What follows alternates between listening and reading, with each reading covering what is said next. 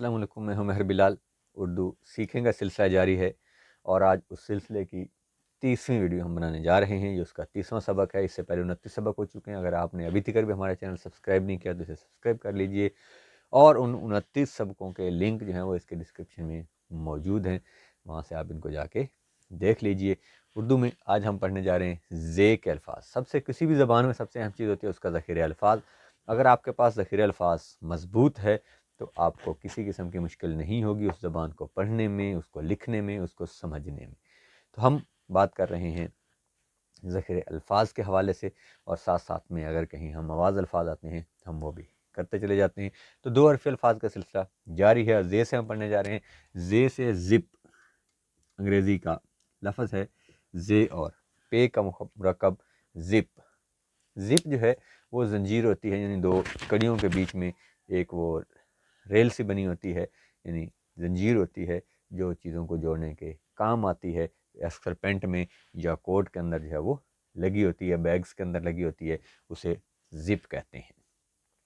اس طرح زچ، زے اور چے کا مرکب ہے زچ۔ زچ ہوتا ہے شکست، عاجز، تنگ آیا ہوا، اس کے زچ، بچوں نے زچ کر دیا، یعنی بچوں نے بہت ہی زیادہ تنگ کر دیا ہے۔ دشمن کی فوج زچ ہو کر بھاگ گئی، مطلب وہ ہار کر بھاگ گئی۔ اس طرح ہے زد، زے اور دال۔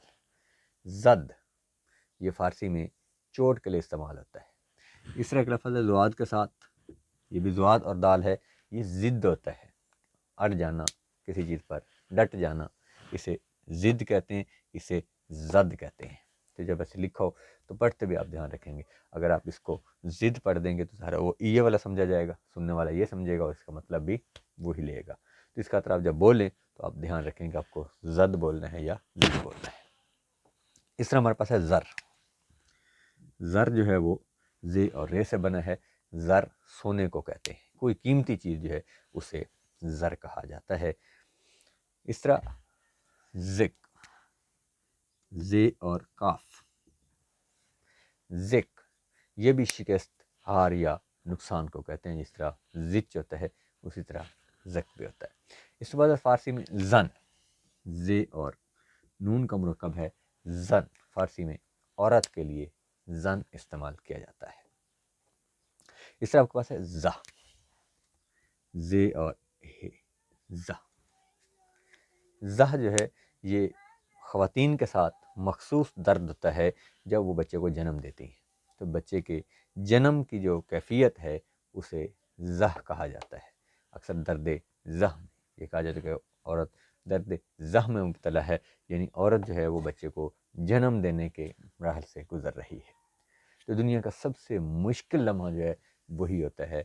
سائنٹیفکلی یہ کہا جاتا ہے کہ اس وقت عورت کو اتنی تکلیف ہوتی ہے جتنی 20 ہڈیوں کے بیک وقت ٹوٹنے سے ہوتی ہے۔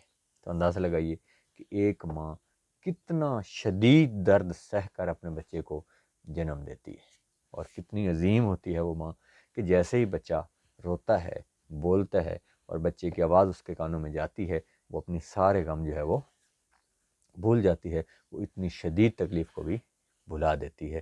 تو اللہ تبارک و تعالیٰ کا یہ نظام ہے جس نے ماں کو اتنے حوصلہ دیا، اتنی ہمت دی، اتنے بڑے امتحان سے اس کو گزارا۔ اس کا تو اس کا مقام اور مرتبہ بھی اتنا بلند رکھا کہ اس کے قدموں تلے ہماری جنت ہے۔ تو اللہ تبارک و تعالیٰ ہمیں اس کو سمجھنے کی توفیق دے۔ تو یہ ہے زہ۔ اب یہ ہمارے پاس مختصر سا سلسلہ ہے۔ زے کے ساتھ بہت ہی تھوڑے سے الفاظ بنتے ہیں 2 حرفی، کیونکہ ہم صرف 2 حرفی الفاظ پر بات کر رہے ہیں، اس سے آگے نہیں بڑھ رہے۔ ہم نے الف سے شروع کیے تھے، آج ہم زے تک پہنچے، تو ساروں کے ہم 2 حرفی الفاظ پڑھ رہے ہیں اور ان کا مطلب آپ کو ساتھ بتا رہے ہیں، ساتھ ان کے اوریجن بتا رہے ہیں کہ کس کس زبان سے یہ اردو میں آئے ہیں۔ بے شک آپ خیر سے اردو کے ہی ہیں، امید ہے آپ کو یہ سمجھ آ گئی ہوگی۔ اگر کوئی بھی مسئلہ ہے تو آپ ہم سے پوچھ سکتے ہیں۔ والسلام۔